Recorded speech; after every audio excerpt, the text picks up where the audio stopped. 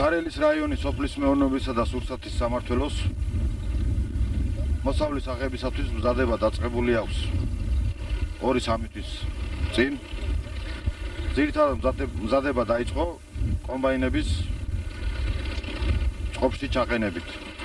რაიონში არსებული 45 კომბაინიდან მომზადებულია 37 ერთეული კომბაინისა, რომლებიც მზად არიან მოსავლის აღებისათვის. ამასთან ერთად გაფორმებულია ხელშეკრულება და შემოყვანილია უკვე ახალქალაქის რაიონიდან 15 ცალი დამატებით კომბაინი, რომლებიც ძირითადად განსაზღვრულია კერძო სექტორის ნათესების ასაღებად. ამასთან ერთად 10 ერთეული შემოყვანილი კომბაინებიდან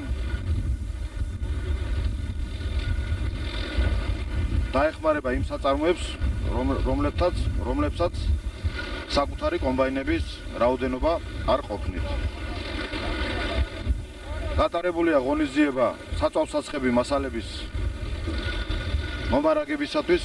ყველა საწარმოს დღესდღეობით გააჩნიათ საჭირო რაოდენობის საწვავსაცხები მასალები, მარაგ ნაწილები კომბაინებისა და იმ ტექნიკისათვის, რომლებიც საჭიროა მოსავლის აღება დაბინავებისათვის. ყველა ღონისძიება გატარებულია,